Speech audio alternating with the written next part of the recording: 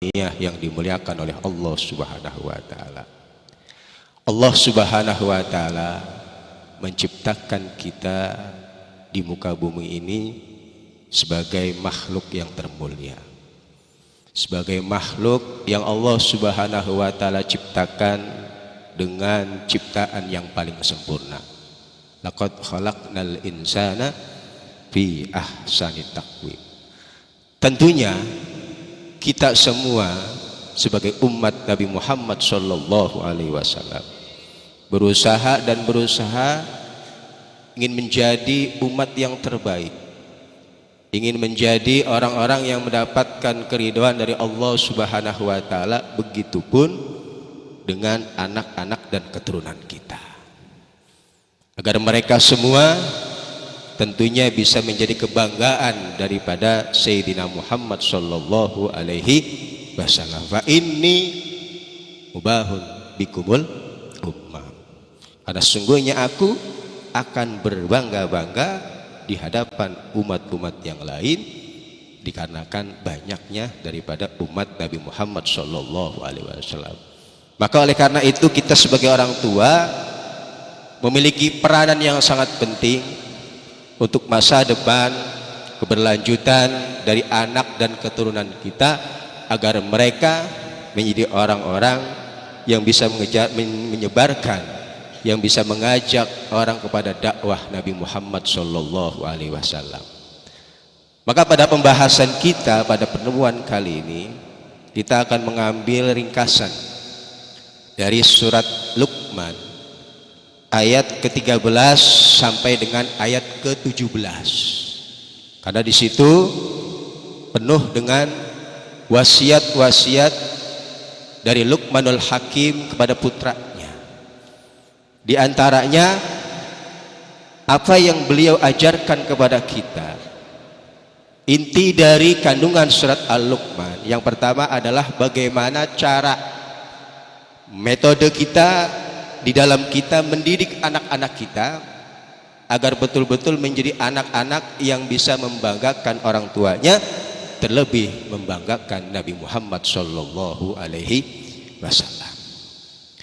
Maka yang pertama yang harus kita ajarkan kepada anak kita dari hikmah yang bisa kita ambil dari surat Luqman ayat ke-13 dan ayat ke-17 adalah berusaha kita mengajarkan kepada anak kita untuk berakhlak kepada Allah Subhanahu wa taala. Di dalam Al-Qur'an dikatakan surat Luqman ayat 13, wa idz qala Luqmana libnihi wa idz qala Luqmanu libnihi ya bunayya la tusyrik billah innasyirka la dzulmun adzim.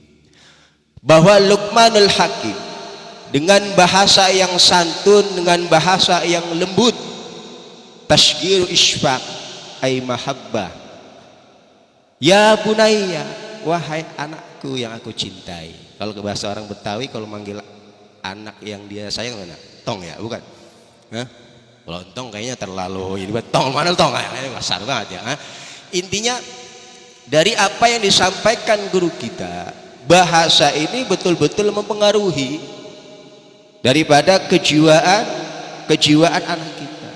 Maka pada ayat tersebut Luqmanul Hakim berusaha berbicara dengan lembut, berbicara dengan santun, berbicara dengan sopan, dengan penuh kasih sayang. Ya bunayya la tusyrik billah, jangan kalian menyekutukan Allah. Ma huwa syirik? Syirik itu kalau kita artikan secara umum adalah kita meyakini ada kekuatan selain Allah. Kita meyakini ada kekuatan selain Allah. Bahkan Nabi Muhammad sallallahu alaihi wasallam dalam hadisnya mengatakan, anna nabiyya sallallahu alaihi wasallam qala akhwafu ma akhafu alaikum asyirkul asghar. Qalu ya Rasulullah wa masyirkul asghar? Qala ar-riya. Rasulullah sallallahu alaihi wasallam mengatakan dalam hadisnya, aku sangat-sangat mengkhawatirkan kepada kalian semua umatku atas perbuatan syirik kecil. Kemudian para sahabat bertanya, masyirkul asghar ya Rasulullah, apa itu syirik kecil? Kemudian Nabi Muhammad sallallahu alaihi wasallam menjawab, ar-riya, yakni berbuatnya kita di dalam amaliyah kita, di dalam ubudiyah kita, bukan kita sandarkan kepada Allah Subhanahu wa ta'ala. Bahkan Allah Subhanahu wa ta'ala dalam Al-Quran mengatakan, yauma yujazil ibad bi'a'malihim idzahabu ilal ladzina kuntum tura'una lahum fid dunya fangduru hal tajiduna indahum khairah. Pada hari di mana nanti hamba-hambaku akan dibalas atas segala perbuatan amal yang dia lakukan, maka kata Allah Subhanahu wa ta'ala, idhabu, pergilah kalian semua kepada orang-orang yang dulu kalian beramal karena untuk mencari kehormatan, karena untuk mencari kemuliaan, agar dianggap mulia di hadapan orang, maka niscaya kalian tidak akan mendapatkan kebaikan sedikit pun dari apa yang kita lakukan dengan tujuan selain Allah. Jadi riya itu termasuk daripada syirkul asghar. Makanya alhamdulillah para dai-dai kita, para ustadz-ustadz kita berusaha digembleng oleh guru kita, ya, bullshit kalau bahasa kitanya, omongan orang, ya, nggak perlu oleh kanan oleh kiri, kita berjalan suluk kita mengikuti jalan-jalan guru kita. Alhamdulillah Ustadz Ai udah mulai pakai imamah, gantengnya luar biasa. Kalau saya Rahmat ya, saya takut kegantengan Ustadz ya, terbini saya marah-marah ya, kalau pakai imamah wah keren banget, ganteng banget, takutnya ada perempuan yang naksir ya, itu min jumlatil ya riya juga ya ya intinya ya berusaha lah kita ya untuk tidak riya, karena riya itu termasuk dari perbuatan syirik, nggak bakal dapat balasan dari Allah Subhanahu wa ta'ala, dan itu telah dijelaskan dalam Al-Quran. Pada hari nanti ya amal-amal kita akan dihisap oleh Allah Subhanahu wa ta'ala, dibalas, sedikit pun kita tidak akan mendapatkan balasan dari amalan-amalan yang kita lakukan, yang semuanya itu landasannya bukan karena Allah Subhanahu wa ta'ala. Makanya Luqmanul Hakim pesan pertama kepada anaknya, ya bunayya la tusyrik billah inna syirka la dzulmun. Sesungguhnya perbuatan syirik itu perbuatan zalim yang sangat besar, perbuatan zalim yang sangat dahsyat, perbuatan zalim yang tidak akan diampuni dosanya oleh Allah Subhanahu wa ta'ala. Maksudnya ketika seseorang meninggal dalam kesyirikan, maka perbuatan syirik tersebut tidak akan diampuni oleh Allah Subhanahu wa ta'ala. Berbeda dengan perbuatan maksiat-maksiat lainnya, minal kabair wassaghair, baik dari perbuatan dosa besar kita, dosa kecil kita, itu masih ada peluang nanti ketika kita menghadap Allah Subhanahu wa ta'ala, masih ada peluang diberikan maaf.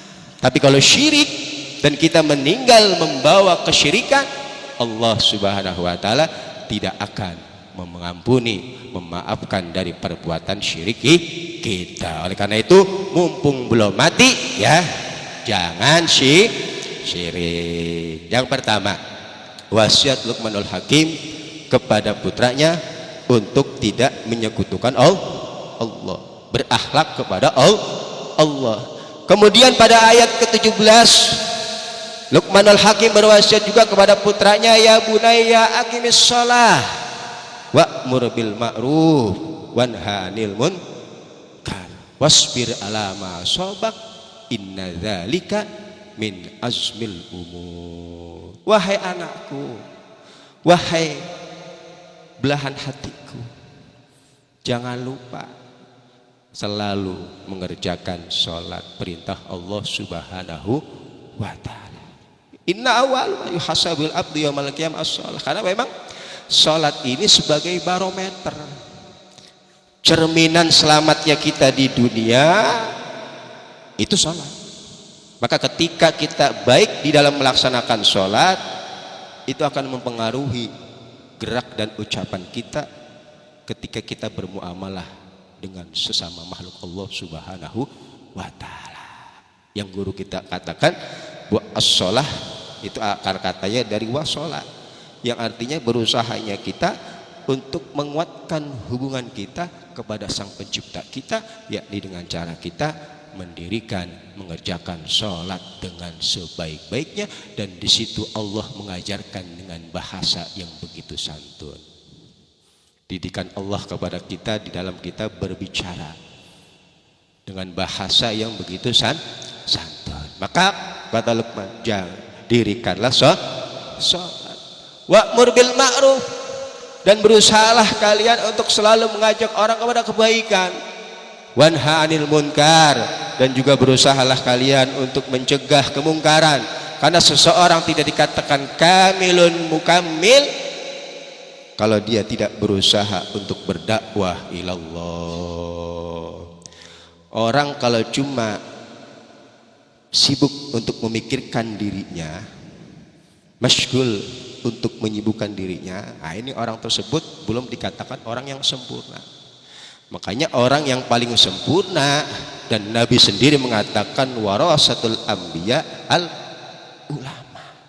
Bukan hanya mereka berusaha menghiasi dirinya dengan akhlak yang baik, tapi berusaha mengajak orang lain untuk melakukan kebaikan dan menjauhi dari perkara-perkara yang mungkar.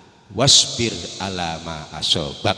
Namun perlu catatan, setiap kebaikan yang kita kumandangkan, ajakan yang kita sampaikan, larangan-larangan dari syariat yang kita berusaha terapkan, itu semua tidaklah mudah.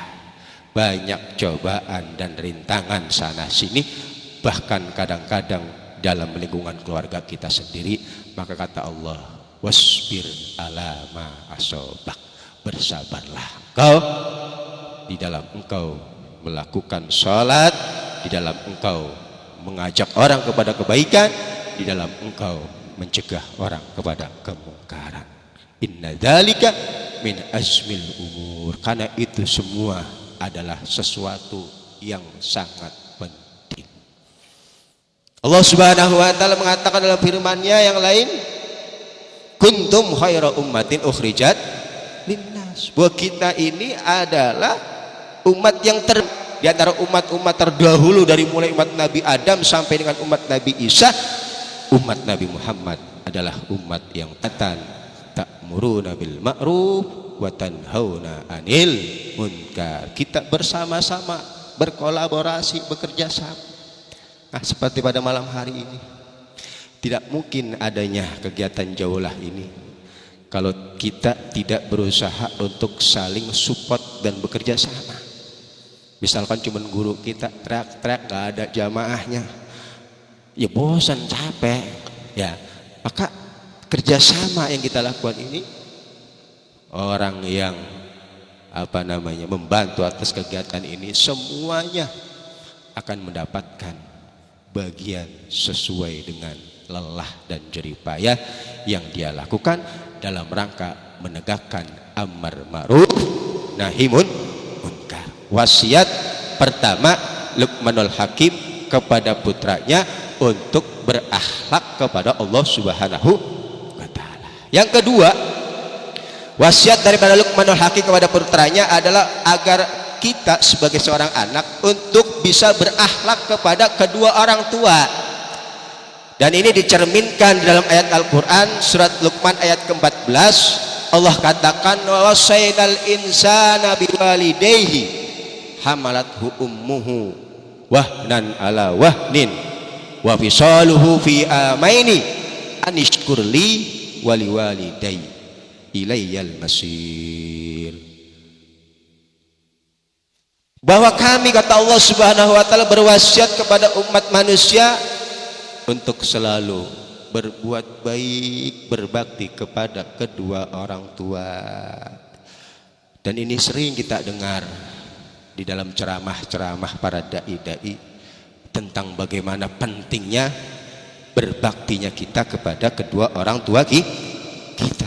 Dalam hadis Nabi Muhammad sallallahu alaihi wasallam mendiriatkan an Ibni Uyainah wa Rasulullah sallallahu alaihi wasallam bersabda, man shalla salatal khamsi faqad syakarallah. Barang siapa yang mengerjakan salat 5 waktu dengan sempurna. Bahkan dalam hadis lain itu dikatakan ada seorang badui bertanya kepada Rasulullah, ya Rasulullah, saya ini orangnya malas kalau bahasa kitanya. Saya sholat cuma 5 waktu. Puasa ya cuma Ramadan doang, boro-boro Senin Kemis. Zakat juga kalau ada ya saya keluarkan. Intinya dari hal-hal yang Allah wajibkan kepada saya kerjakan. Ya, kata Nabi, apakah saya orang-orang yang bisa selamat dan masuk surga nanti ketika menghadap Allah Subhanahu wa taala? Engkau akan selamat tapi dengan catatan harus jujur. Nah, yang beratnya itu jujur yang sering guru kita sampaikan. Jujur itu mahal, jujur itu berat. Kadang-kadang kita sholat itu kan ya bukan karena kejujuran kita, ya karena dorongan takut neraka, karena dorongan udah kadang ya tahu itu wajib. Intinya dorongan ibadah kita ini ya ada nilai dorongan syahwat yang memancing kita, yang memantik kita untuk melakukan ibadah. Yang terpenting jujur itu mahal ya, untuk berwasiat kepada, untuk berbakti kepada kedua orang tua. Kemudian hadis tadi dilanjutkan, wa man da'a lil walidaini fi adbari shalawatil khamsi, dan barang siapa yang mendoakan kedua orang tuanya setelah dia menyelesaikan sholat 5 waktu, faqad syakarahuma, maka sungguh dia sudah dikatakan orang yang berterima kasih kepada kedua orang tua. Minimal kita doakan orang tua kita ba'dal maktubah, setelah kita selesai melaksanakan sholat 5 waktu, itu minimal. Karena begitu luar biasa dan begitu hebatnya perjuangan kita punya orang tua. Dalam Al-Quran ayat tadi dikatakan, hamalathu ummuhu wahnan ala wahnin, terutama ibu kita mengalami kepayahan di atas kepayahan. Wahnan ala wahnin ay do'ufat lil hamil wa do'ufat lit talqi wa do'ufat lil wiladah, ya sakitnya, pedihnya, rasanya bagaimana ketika sedang mengandung. Kemudian dilanjutkan lagi pedihnya, sakitnya pasca atau sebelum melahirkan. Kemudian sakitnya, lelahnya, capeknya ketika melahirkan anak. Begitu besar perjuangan, jasa dan kasih sayang kedua orang tua kita kepada kita, sehingga kita tidak akan mampu untuk membalas dari kebaikan-kebaikan orang tua yang telah diberikan kepada kita. Itu kan ada tuh lagu anak-anak, kasih ibu kepada beta, bener gak? Tak terhingga sepanjang masa, hanya memberi tak kembali. Tuh, hanya memberi kasih sayang, memberi segalanya, memberi pengorbanannya, gak pernah mengharapkan sedikit pun balasan dari anaknya. Bagaikan surya menerangi. Nah, kalau lagu dihayatin ya, yang sekiranya memotivasi kita untuk kebaikan, gak apa-apa didengerin ya, gak apa-apa didendang ya. Yang penting dalam rangka memotivasi kita untuk takarub, mendekatkan diri kepada Allah. Emak tuh luar biasa, bapak luar biasa. Kadang-kadang orang tua ya mikirin bagaimana anaknya besok makan, biaya sekolah, kadang-kadang barang haram dikit-dikit diambil karena khawatir anaknya nggak makan. Bener nggak? Tanya bapak-bapak. Ya, kadang-kadang barang-barang yang dilarang dia habis juga karena demi kebutuhan. Makanya alhamdulillah Guru kita ngajarin bagaimana atakoh, ya, mendoakan orang tua kita, menyelamatkan orang tua kita dari siksa api neraka, diantaranya membaca la ilaha illallah sebanyak 2000 kali. Insya Allah orang tua kita yang telah meninggal dunia dibebaskan dari siksa api neraka. Amin. Apalagi di bulan Ramadan pertengahan, apa pertengahan? Maghfirah. Mudah-mudahan Allah turunkan maghfirahnya kepada kita semua. Terkhusus untuk orang tua kita yang telah meninggal, mudah-mudahan orang tua kita diampuni dosanya oleh Allah Subhanahu wa taala. Yang masih hidup mudah-mudahan diberikan kesehatan, panjang umur, dimurahkan rezekinya, diberikan kesabaran, ya, kesabaran dalam mendidik kita, kesabaran di dalam membesarkan kita, penuh perjuangan. Maka tugas kita adalah untuk selalu membahagiakan, menyenangkan hati orang tua kita. Santri bagaimana? Cari prestasi, belajar yang benar, tuntut ilmu yang benar. Orang tua nggak nuntut banyak, yang penting jadi anak yang soleh, soleha, bisa mendoakan orang tuanya nanti. Itu merupakan satu kebahagiaan tersendiri bagi kedua orang. Gak minta balasan upah kepada kita atas apa yang telah mereka perjuangkan, hadirnya kita di muka bumi ini karena berkat jasa kedua orang tua kita. Man lam yashkurin nas lam yashkurillah. Siapa orang yang tidak pandai bersyukur kepada sesama, diantaranya bersyukur kepada orang tua, maka dia orang yang dikatakan tidak pandai untuk bersyukur kepada Allah Subhanahu wa ta'ala. Wa in jahadaka ala an tusyrika bima laysa laka bi ilmun. Tetapi apabila orang tua kita memaksa, memerintahkan kita untuk pada sesuatu yang berlawanan, bertentangan dengan syariat agama kita, apalagi hal-hal yang berkaitan dengan menyekutukan Allah, atau dengan hal-hal yang memang kita nggak tahu dasar hukumnya, nanya, fala tuti'huma, maka janganlah kalian mengikuti perintah dari kedua orang tua kalian, tapi wasohibhuma fid dunya ma'rufah, tapi tetaplah kalian berusaha untuk bergaul dengan baik dengan orang tua kalian, dengan tutur kata yang baik, selalu mendoakan orang tua kalian. Insya Allah dengan wasilah berkat doa kita sebagai anak, akhlak kita sebagai anak, ucapan kita sebagai anak yang baik, Allah luluhkan hati kedua orang tua kita. Mudah-mudahan mereka menjadi orang-orang yang baik. Amin amin ya robbal alamin. Karena dikatakan afdalul ilmi ilmul hal wa afdalul amal hifdzul hal, bahwa yang paling utamanya ilmu adalah ilmul hal. Apa ilmul hal? Ilmu tentang diri kita. Kalau kita tolol, tahu tolol, bodoh tentang sholat, maka wajib bagi Anda untuk belajar ilmu sholat. Kita tolol tentang wudu, tolol tentang puasa, tolol tentang berbakti kepada orang tua, tolol tentang bermasyarakat, tolol tentang bagaimana menghargai tetangga kanan, tetangga depan, tetangga belakang, maka wajib bagi Anda untuk mempelajari ilmu itu semua. Tolol dalam ilmu dagang, maka wajib bagi kita untuk berusaha mempelajari ilmu yang berkaitan dengan diri kita. Wa afdhalul amal, dan paling utamanya amal adalah menjaga hal, akhlak kita, terutama santri. Akhlak di rumah dijaga, dakwah bil hal, ya. Jadi nggak usah cuap-cuap, ya, nggak usah nasihatin orang tua, lu bang, ya, apalagi bahasanya nggak sopan, ya, siapa lo, digituin malah, ya.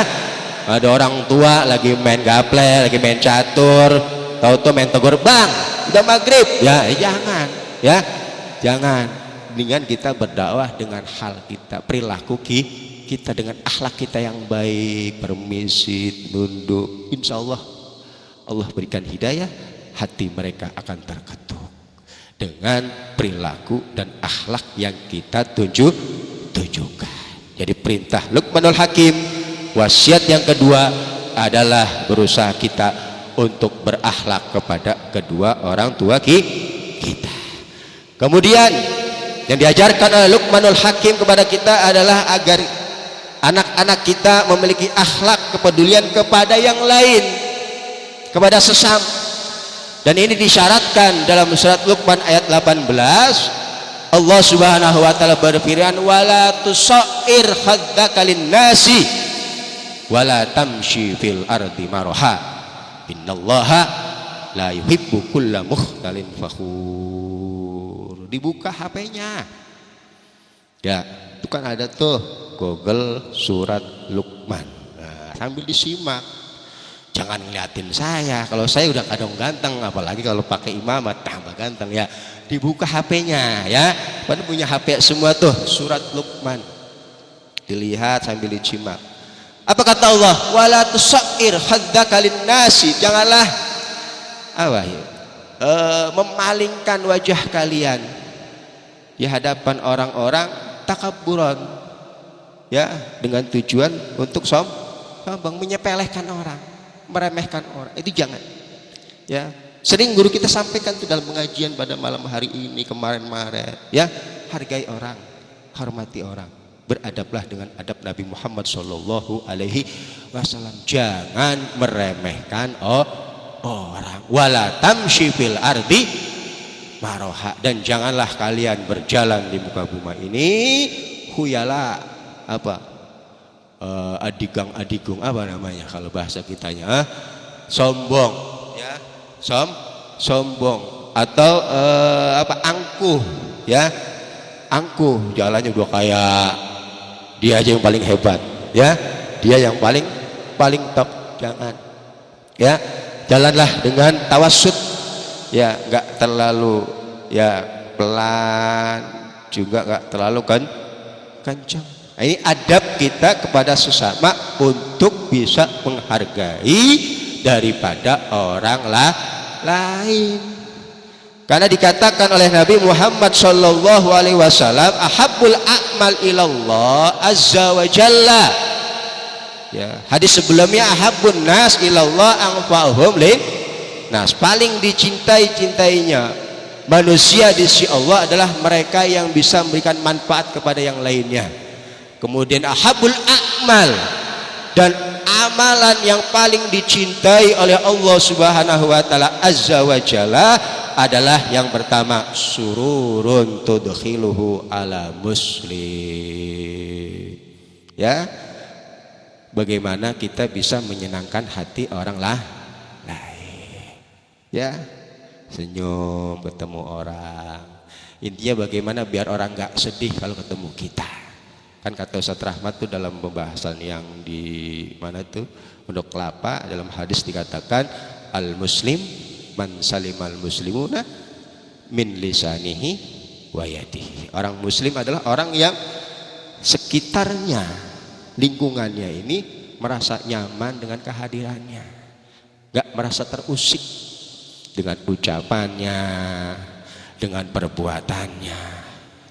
Intinya kehadiran kita di tengah-tengah masyarakat ini menjadikan orang merasa nyaman dengan adanya kita. Tuh, sururun tudkhiluhu ala muslim. Yang kedua, wa taqshibu anhu kurbatan, berusaha kita untuk mencari solusi dari permasalahan. Kita punya saudara ya, hibur mereka ketika mereka punya masalah. Kalau memang kita bisa membantu dari permasalahan yang mereka dapati, bantulah mereka. Wa taqdi anhu dainan ya, ini orang-orang yang kaya-kaya, orang-orang yang punya duit ya, kalau bisa bayarin utang orang yang punya utang. Roy, ntar nikah ngutang aja Roy, siap donatur Darul Mustafa yang kaya-kaya ya, nanti siap ngebayarin utangnya. Watak dia anhu dainan, itu amalan yang paling dicintai Nabi Muhammad Shallallahu Alaihi Wasallam, bayarin utang temennya. Atau anhu juan, atau memberi makan orang yang lapar. Alhamdulillah tiap malam ya, apalagi orang yang berpuasa buat sahur, ini pahalanya luar biasa Ya, majelis taklim yang kedapatan acara jaulah ini luar biasa pahalanya, memberi makan saudara yang lagi lapar. Gimana nggak lapar, kita habis taraweh ya paling makan sedikit-dikit sampai malam lagi baru makan, kan lapar itu ya. Makanya nanti sayuna yang lama biar tambah lapar ya, biar pahalanya dari Pak siapa namanya, Pak Manap ini lebih gede kalau jamaahnya pada lapar. Watat anhu ju'an wa an amshi ma'akhin fi hajatin, dan aku keluar bersama saudaraku ya di dalam memenuhi hajat mereka, kata Nabi Muhammad SAW, habbu ilayya min an a'takifa fi hadal masjid, yakni Masjidal Madinah syahran. Aku keluar untuk membantu saudaraku memenuhi hajatnya, kebutuhan hidupnya, itu lebih aku sukai dibanding aku iktikaf di Masjid Nabawi selama 1 bulan. Begitu luar biasa balasan-balasan bagi orang yang memiliki kepedulian kepada sesama, dan ini harus kita tumbuhkan kepada anak-anak kita untuk berusaha berbuat baik kepada sesama. Kemudian wasiat yang terakhir dari Luqmanul Hakim kepada anaknya, dan ini menjadi pelajaran bagi kita, adalah agar kita sebagai anak berusaha untuk berakhlak kepada diri sendiri. Nah, ini penting juga ya.